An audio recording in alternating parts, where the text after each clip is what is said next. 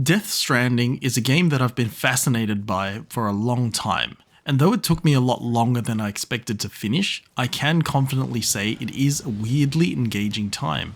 The thing that intrigued me most about this game is what Kojima said originally about his intention to create a game based on the rope rather than the stick.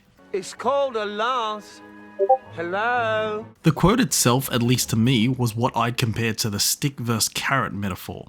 The carrot being a reward and the stick being a punishment. And without reading too much into this, I instinctively knew what he meant because of how most games approach their design. Combat is easily the biggest focus in the majority of video games, and though it's got its own merits, I've always been interested in exploring more games that try to do things differently. In my opinion, the best games usually have a great mixture of both, but how the developers approach each aspect is what determines how good that game is. The atmosphere, music, visuals, and concept in Death Stranding are collectively some of the most unique in the industry. And although when broken down, each of these aspects are robust enough to be the focus of their own games, most of which already are, the amalgamation of them all in a single package is a surprisingly cohesive experience. And even though in my opinion the premise doesn't do a very good job of selling it, this game definitely has its own appeal. Now, with Death Stranding having sat in my backlog for years at this point and the sequel already scoring very highly, it was about time I figured out whether the first game is still worth playing today. Now, visually, this game is quite impressive. I know it isn't that old, but even today, some 6 years on, it does hold up really well. From the level of detail in the facial animations to the vast sprawling environment, or from the multitude of different weather effects to the disturbing and unique creature designs and character models, it all looks fantastic. I will say some portions look a bit strange, but I think it might actually be from the acting. Like, I'm playing the director's cut, and even though I'm only running the game at 2K, the graphical fidelity is stunning, and the gorgeous art style does a really good job complementing it. As the wild landscape stretches far out into the horizon, you can't help but be lost in the mesmerizing view. Even though the world is expansive, whilst on your arduous journey, each tactile step actually brings the detail into your focus. The way your attention can become very grounded as you carefully traverse the world, making sure not to stumble. The contrast ironically helps to really show off each breathtaking vista as they come into view. And though the environment is desolate, there's an eerie, bleak beauty that really manages to affect you on an emotional level.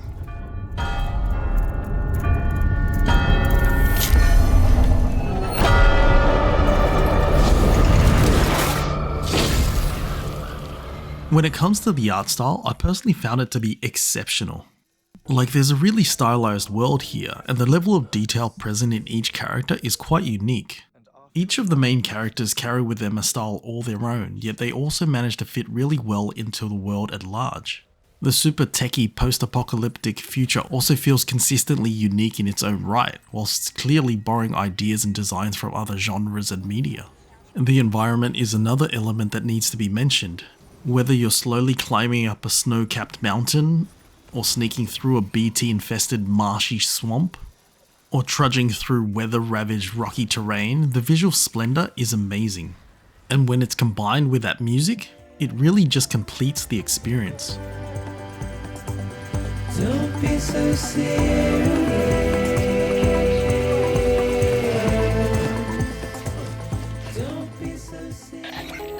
Much like the rest of the game, the music treads that fine line of being unique enough to be different, yet audibly infectious enough to be pleasing to the masses. The chosen songs have this somber yet melancholic tone that feels both indie and poppy at the same time. And the effect of that tone and vibe is even more amplified by the rugged emptiness of the world. There's definitely a strange satisfaction you get when you're beginning another leg of the journey and the music starts playing. And that feeling you get isn't something you can easily describe. Like, being completely honest, it's not necessarily a soundtrack that I'd add to my own playlist, except maybe one track. The broader musical vibe is one that works really well with this game and the subject matter. My one criticism though is that the tracks are only ever played very sporadically. Considering there's a huge focus on how vacant and bare the world is and how much traversing you have to do, I would have expected it to really lean into the music, especially when you consider how effective it is when it does play. I mean, I feel like it may have been a conscious decision not to include it, but it just seems strange to me. Perhaps it was intended to highlight how much more impactful the music is when it does play, but I'm not quite sure. Quite the opposite. It is said that everyone's beach is different. So what if everyone's afterlife is different too? Now, briefly touching on sound design. I think it deserves some genuine appreciation. Well, okay then. It's one of those aspects that can easily stand out when done poorly, yet barely noticeable and often taken for granted when it's well done. And here, it's excellent. It really captures that essence of tension and fear, particularly during those moments where you come across enemies.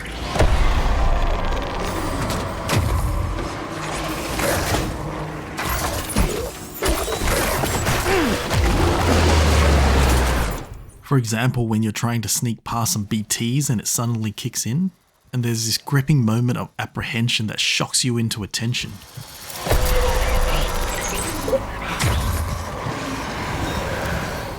Or that booming alarm that signifies being spotted by mules.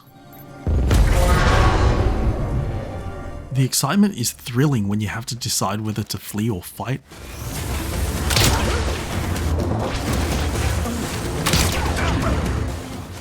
Moving on to the voice acting though, I have to admit I'm a bit mixed here. The voice work itself honestly sounds pretty good. Cord snipping super handcuffs.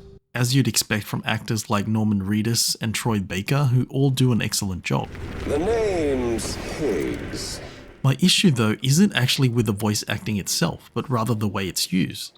I suppose it's more of an issue with the direction and the moments of self-awareness that the game throws at you, which sort of take me out of the experience.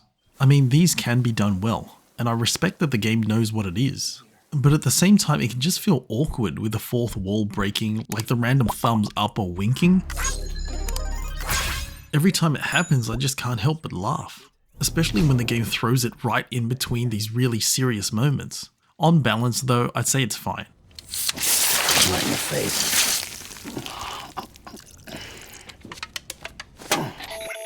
Now, moving on to the story, starting off with the issues I had. Even though the tone is generally well framed, like I mentioned earlier, there is a wide-ranging mix of both really serious and goofy moments. It's not inherently bad, but how the player might interpret it is the key difference. What's it been, Sam? 10 years? Personally, I think there were definitely times that felt like the game took itself too seriously. It insists upon itself, Lois. And yet at other moments, it swings way too far onto the other end and ends up just feeling silly. Some people might enjoy it nevertheless, but it wasn't really for me. I feel like it just ends up both distracting and detracting from the overall experience. Now, another critique I have is the sheer amount of cutscenes present. As someone who actually enjoys cutscenes, I think they really need to know their limits. I've heard of them being an issue in Kojima's previous games, but this was my first proper experience and I just found that they were too drawn out and couldn't hold my attention. Like, I think in 2025, we are now past the point of being so easily awed by even really well made CGI cutscenes, and we need something that really hooks us in. In today's world of YouTube shorts and 30-second TikTok clips, having extended cutscenes does such a disservice to the storytelling of the game. Perhaps if they were more frequent but shorter, it may have helped with the pacing, but the length and amount of exposition was just too much for me. Having said that, they do help to expand and give more context to the world. There's certainly an immense amount of detail, and if you can manage to stay focused, the story does have a few moments that might surprise you. I have weasels in my family, but enough about my brother. Now, when it comes to the actual story and overall narrative, there's a lot to unpack here.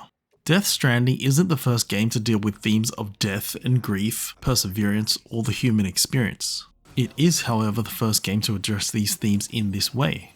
The depressive and cold atmosphere has its own kind of beauty and reflects them in a really meaningful way. The story, concept, ideas, and execution here are, in my opinion, profoundly unique because of how it's been combined. And I'd recommend experiencing it at least once just to see what your own take on it is. Though it definitely isn't something that everyone will enjoy, and the game feels very indie or art house in that sense, just with a much bigger budget. In itself, it's a very layered experience, both in its own self-awareness and its much deeper themes dealing with a human psyche, both of which I actually really appreciated. It also has a lot of references to things outside of the game. Like there's hints at other video games or franchises or people or pop culture or media. Like Mario and Princess Peach. And the themes of death and grief and mourning somehow work alongside that in a way that I can't say I've seen or experienced before.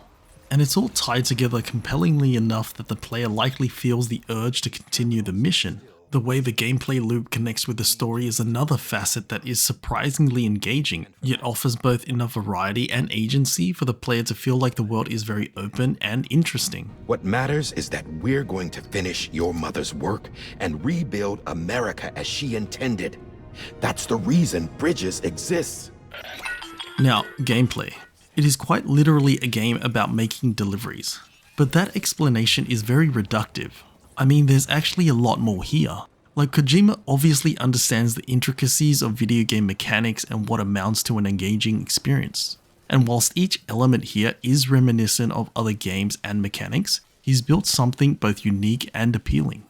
Like, breaking it down, there's the obvious mechanics you'd expect with the delivery aspect. Things like size, weight, number of items, fragility, time constraints, balance, and even the orientation of the item you're carrying will determine your approach and affect your score.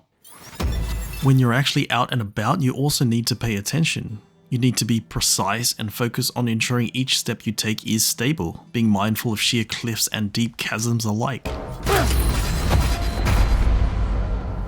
Water is another challenge you'll face, not to mention the weather offering its own in-game mechanics.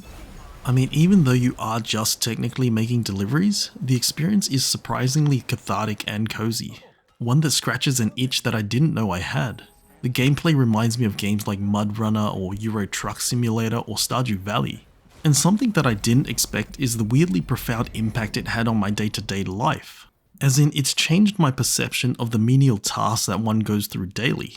Things like brushing your teeth or changing your clothes or driving or cooking, the things you do mindlessly on autopilot.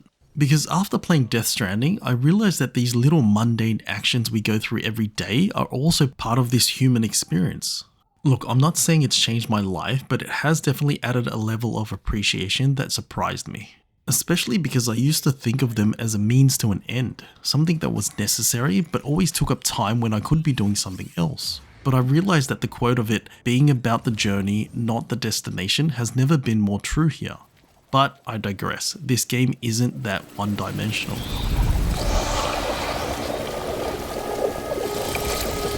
As you journey your way across this unforgiving continent, new locations open up and challenges lay ahead.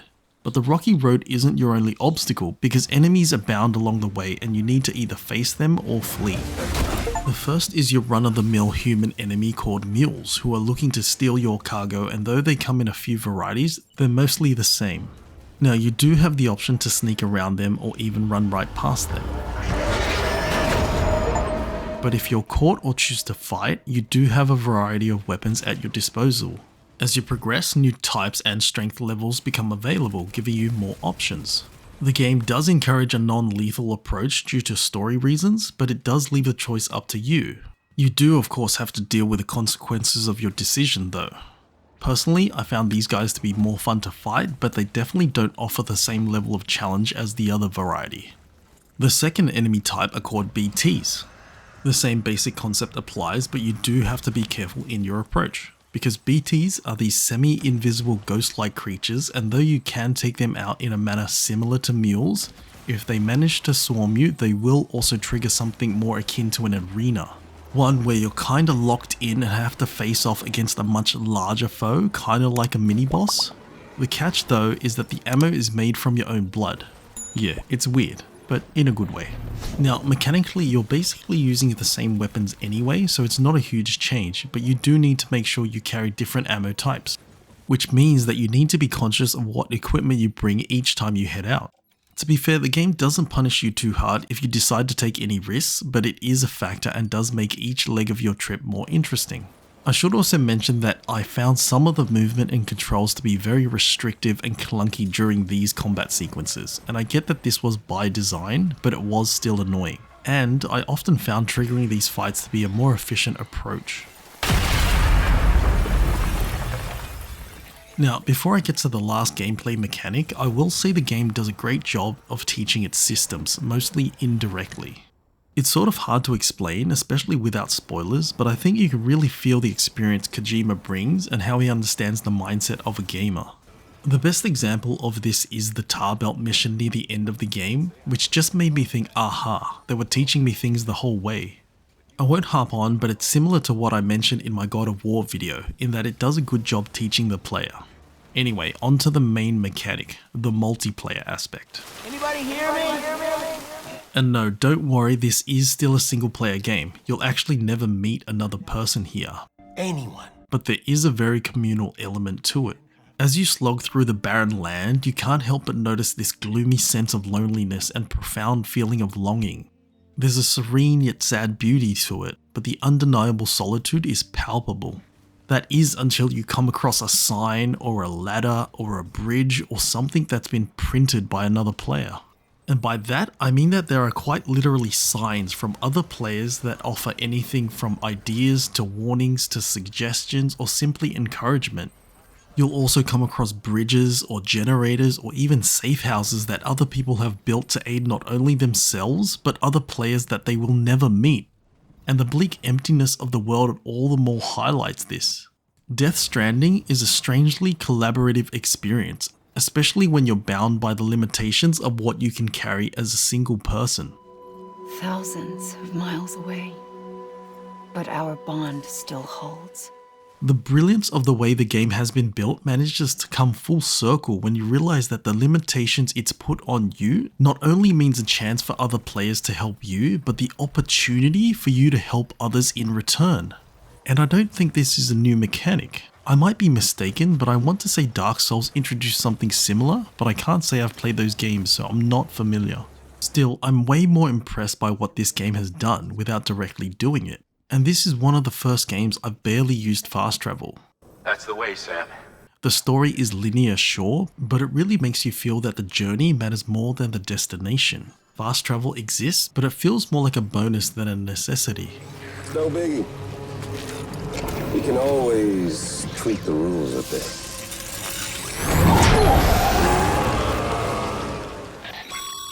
All in all, Death Stranding is in my opinion a great game. If nothing else, the sheer amount of work that's gone into it should be applauded. And all the more so because it doesn't play it safe, and this isn't something that has mass appeal. In my opinion, Death Stranding is a truly unique and fun experience. It is, however, also quite different. I feel compelled to recommend this for those who are tired of the same old bog standard shooty or slashy action game, but I also feel it's necessary to warn that this game isn't for everyone. I can see people falling absolutely in love with it, but I can also see some bounce right off. If you understand that this isn't your typical action game and keep an open mind, you might be surprised. The mechanics on their own aren't unique in themselves, but the combination of it all mixed with the story and visuals and audio really does make this a special experience. Kojima has managed to take all the things I personally find frustrating in a game, like inventory management, slowly walking to destinations, adding a multiplayer aspect, encouraging online play, and actually made them fun. So yes, even though this is a game that can feel quite polarizing, I personally think it's still worth playing today.